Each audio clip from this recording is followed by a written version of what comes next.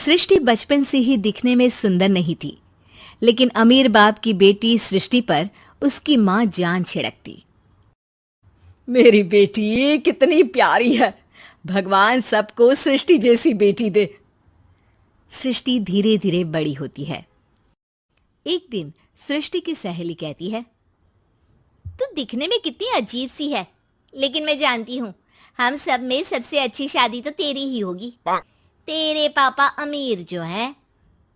और बता नहीं सकते यार, दहेज तो हर कोई देता है, ये क्या ज्यादा ले जाएगी अपने पति के लिए? अरे बड़े शहर में कोठी है इसके पापा की।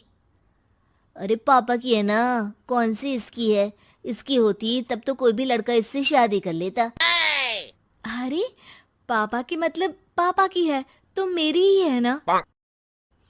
किसने कहा? अब तेरी तो तब होगी ना जब तेरा भाई ना हो।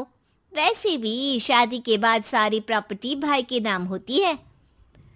सृष्टि समझ जाती है कि उसे किसी भी हालत में माँ बाप की सारी प्रॉपर्टी को अपने नाम करना है, लेकिन कैसे?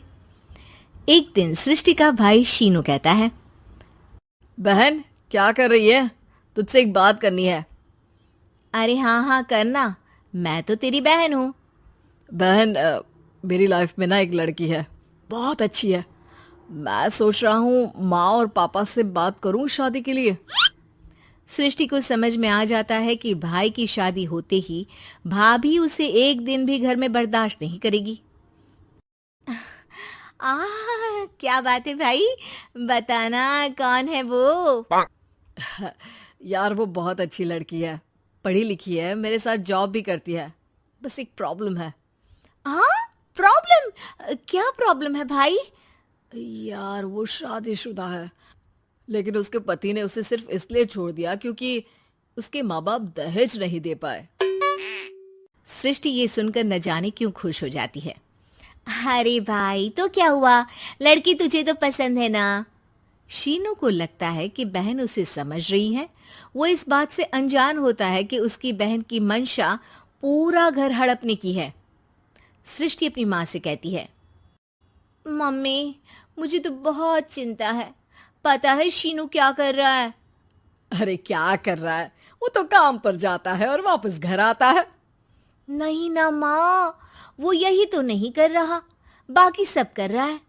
आपको पता है उससे प्यार है, और वो भी एक शादीशुदा लड़की से। हैं? ये क्या हो गया? मैं सोसाइटी में क्या मुंह दिखाऊंगी? अरे तेरे पापा तो यही कहेंगे कि मैंने ही उसे बिगाड़ दिया है। माँ देखो, मेरी बात मानो, पापा पर भी विश्वास करने की जरूरत नहीं है।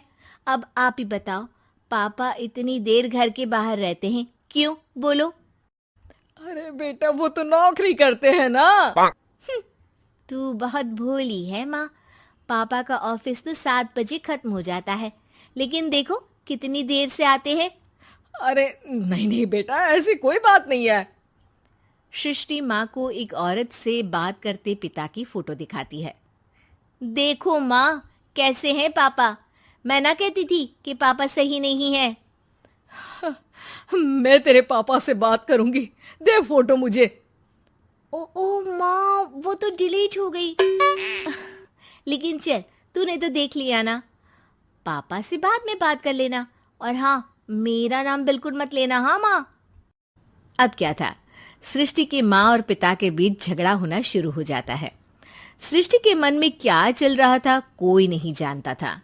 एक दिन, माँ सृष्टि के लिए एक लड़का देखा है, वो लोग शाम को उसे देखने आने वाले हैं। और हाँ माँ, एक खुशखबरी, मैं और पापा मिलकर एक नया बिजनेस ट्राई कर रहे हैं। शाम को लड़का आता है, सांवले रंग का। सृष्टि को तो बिल्कुल भी पसंद नहीं आता। लड़की की माँ कहती है, लड़की का चेहरा तो कोई खास नहीं, लेकिन अगर मेरे बेटे को आप लोग सेटल कर दें तो मैं उसकी शादी आपकी बेटी से करवा दूं। सृष्टि को लड़का बिल्कुल पसंद नहीं था। उसे भाई पर गुस्सा आ जाता है। लड़के वालों के जाने के बाद कहती है, माँ देखा शीनू मेरे लिए कैसा लड़का लेकर आया, न दिखाने लायक न सुनने लायक, सेटल भी नहीं, वो भी हम करे। अरे माँ, मैं जानती हूँ ये मेरी शादी किसी भी घर में क्यों करवाना चाहता है। अरे कैसी बात कर रही है बहन? तूने तो देखा ना, लड़के को मैंने ही मना कर दिया तुझसे शादी के लिए।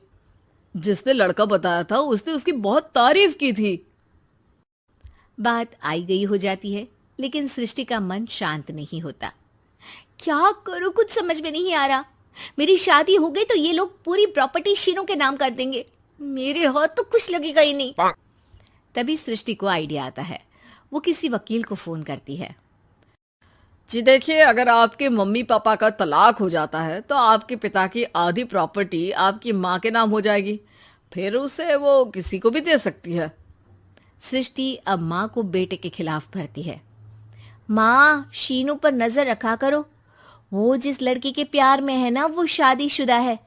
यहाँ आएगी, सारा पैसा रुपया जमीन जायदाद सब हड़प लेगी। पापा का भी हाल तुमसे छुपा नहीं है। ऐसा ना हो कि मैं और आप एक दिन सड़क पर भीख मांगे।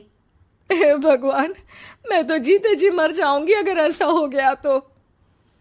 ऐसा हो गया नहीं माँ, ऐसा ही होगा। अभी समय है, आगे का सोच लो। मैं तो कहती हूँ पापा से आधी प्रॉपर्टी लेकर अलग हो जाओ। पापा की आधी प्रॉपर्टी भी हम लोगों को अगर मिल जाती है ना तो अगले 7 जन्म सफल समझो। बेचारी माँ बेटी के कहने पर पति से तलाक लेकर अलग हो जाती है। सृष्टि अब पैसों से गाड़ी और अपने दूसरे महंगे शौक पूरे करने लगी। उसके दोस्त भी उसके पैसे इस्तेमाल करते। सृष्टि, कल तुम कहाँ थी? मैं सारा दिन घर पर अकेली थी। तो मैं क्या करूं? मैंने ठेका तो नहीं लिया है ना तुम्हें संभालने का। माँ को सृष्टि से ये उम्मीद नहीं थी। वो बैठकर रोने लगती है। वहीं उसका पति यानी कि सृष्टि के पिता आ जाते हैं। मैं जानता था कि तुम्हारा यही हाल होगा, तो आपने मुझे रोका क्यों नहीं? मैं रोकता तो तुम रुकती क्या? सृष्टि के कहने पर तुमने मुझ पर अपने बेटे पर शक किया, लेकिन तुम ये भूल गई कि कैसे हम दोनों ने मिलकर जीवन में इतना सब खड़ा किया। माँ पति के गले लग जाती है। मुझे माफ कर दीजिए, मैंने आपकी कमाई का एक बड़ा हिस्सा गवा दिया। कोई बात नहीं, तुम साथ हो तो मैं ऐसी 7 प्रॉपर्टी खड़ी कर दूंगा। तभी वहां सृष्टि आ जाती है रोते हुए। माँ, मयंक ने मुझे छोड़ दिया। वो बोल रहा था जब तक मेरे पास पैसे थे तब तक ही वो मेरे साथ था। पापा, माँ, मुझे माफ कर